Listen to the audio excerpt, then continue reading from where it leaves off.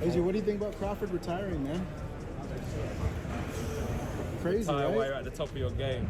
Anthony Joshua's stunning revelation about Terence Crawford's retirement has sent shockwaves through the boxing community, with the British heavyweight star making it clear that he believes the undefeated champion is walking away far too soon from a sport where he still has incredible potential to showcase. Terence Crawford has got so much more to give. What we learn about people is that it's not just physical, it's what's going on in his mind. I think he's having some issues with the belt. The announcement of Crawford's retirement came as a genuine surprise to the boxing world, catching virtually everyone off guard. At just 38 years old, the fighter from Omaha had just delivered one of the most impressive performances of his entire career, defeating the legendary Canelo Alvarez in convincing fashion to capture the undisputed super middleweight championship on September 13th. With a pristine record of 42 wins and 0 losses, including 31 victories by knockout, operating at an elite level that suggested his career was far from over. Joshua, himself a former 2-time heavyweight champion, shared his perspective on the matter during an appearance on the Mr. Verzake podcast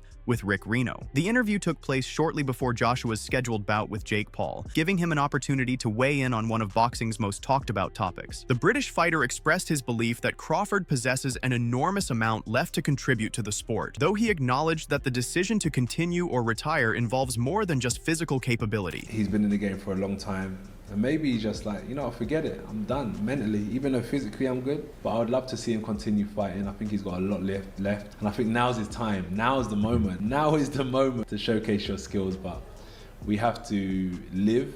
The timing of Crawford's retirement left numerous possibilities on the table. Alvarez himself had publicly expressed interest in arranging a rematch, which would have taken place during the latter half of the following year. Additionally, a long line of notable fighters, including Jaron Ennis and Virgil Ortiz, had repeatedly issued challenges to Crawford, hoping for the opportunity to test themselves against one of the sport's most accomplished champions. These potential matchups represented legitimate options that could have extended Crawford's career and added even more achievements to his already impressive resume.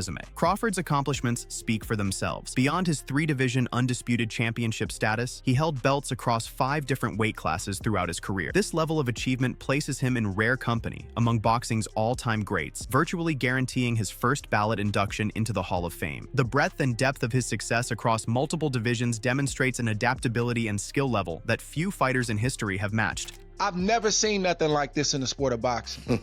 If you see responses from fans, they don't even argue who's better anymore. They're arguing who's the A side and who's not. Who's a draw and who. Y'all don't know a left hook from a fish hook, and you talking about who's the draw and who's the A side. That's the point that I'm making. It's not about proving. When you say young fighters don't want to prove, and there's still a few out there. And I think the Terence Crawfords of the world, I think he's one of the last of a dying breed. When you say prove, question is prove to who? Because if I can prove to my 500, 1 million, 2 million, 4 million followers, as long as they believe that I'm a GOAT and that I'm him and that I've done enough and everybody's ducking me, that's enough. That's the validation that helps cats sleep good at night. Yeah.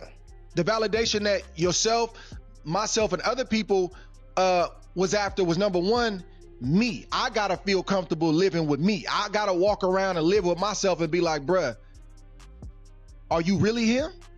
Then it's my people, my coach, my goddaddy, my circle.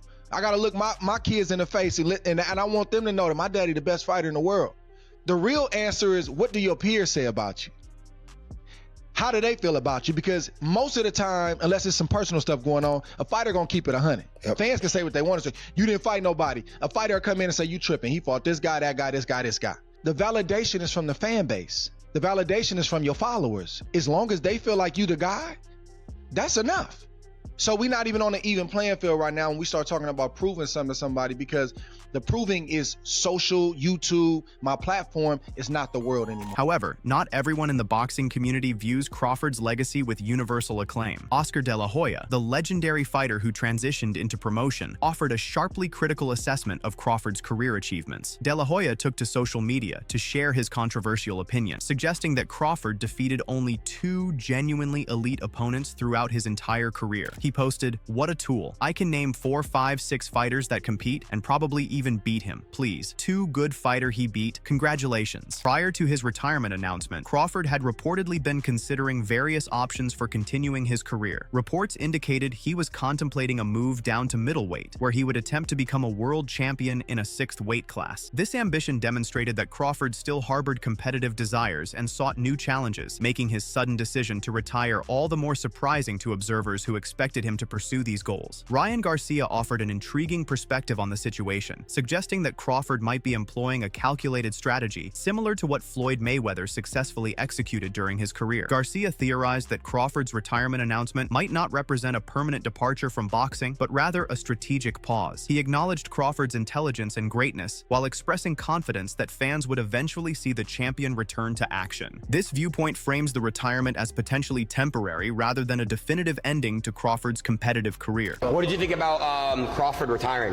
I don't think he's really retiring though. Maybe he's having up a Jake Paul fight. No, he's doing the Mayweather thing. Retiring and coming back. He'll be back. He'll be back. The retirement also significantly impacted the pound-for-pound rankings. With Crawford removing himself from consideration, many observers moved Naoya Inoue into the top position. The Japanese superstar, who has achieved undisputed status in 2 weight divisions himself, was asked for his reaction to Crawford's announcement during an interview with Fight Hub TV. Inoue's response reflected the pragmatic mindset of an active competitor. He noted that retirement represents a stage that eventually arrives for every fighter, and therefore the news didn't particularly surprise him or prompt strong emotional reactions. When asked whether Crawford's departure positioned him as the #1 pound-for-pound fighter, Inoue nodded in agreement, though he revealed that he had long considered himself the best fighter in the world, ranking himself above both Crawford and Alexander Usyk, who rounds out the widely recognized top 3. Crawford has retired. What do you make of that? And do you feel like you're the best pound-for-pound boxer on the planet now?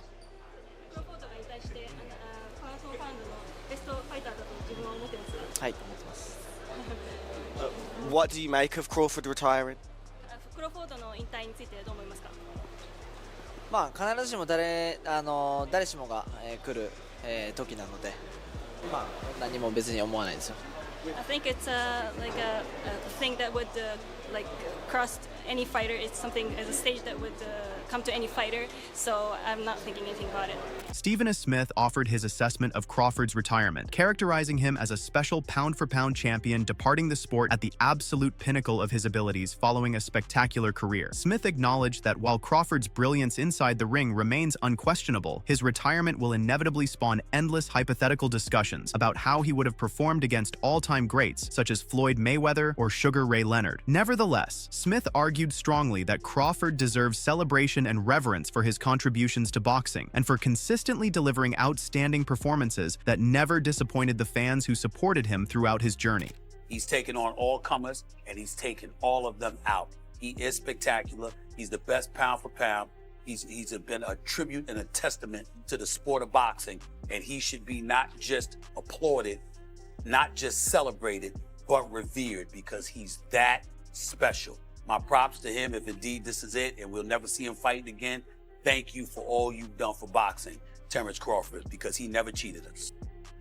Tim Bradley provided perhaps the most credible perspective, having actually shared the ring with Crawford and experienced his abilities firsthand. Bradley described Crawford as the most skillful and talented fighter he ever faced, placing him in the same conversation as Manny Pacquiao. He characterized Crawford as a legendary figure whose technical brilliance was apparent long before he received widespread recognition as an all-time great. This testimony from someone who directly experienced Crawford's capabilities carries particular significance in evaluating his place in boxing history. Crawford is the most talented fighter that I've ever been in the ring with, right along with Manny Pacquiao. Manny Pacquiao was a savage. He was definitely a savage, but Crawford, skill for skill, I ain't never been in the ring with nobody more skillful than Crawford. This is history. This is a GOAT before he became the GOAT.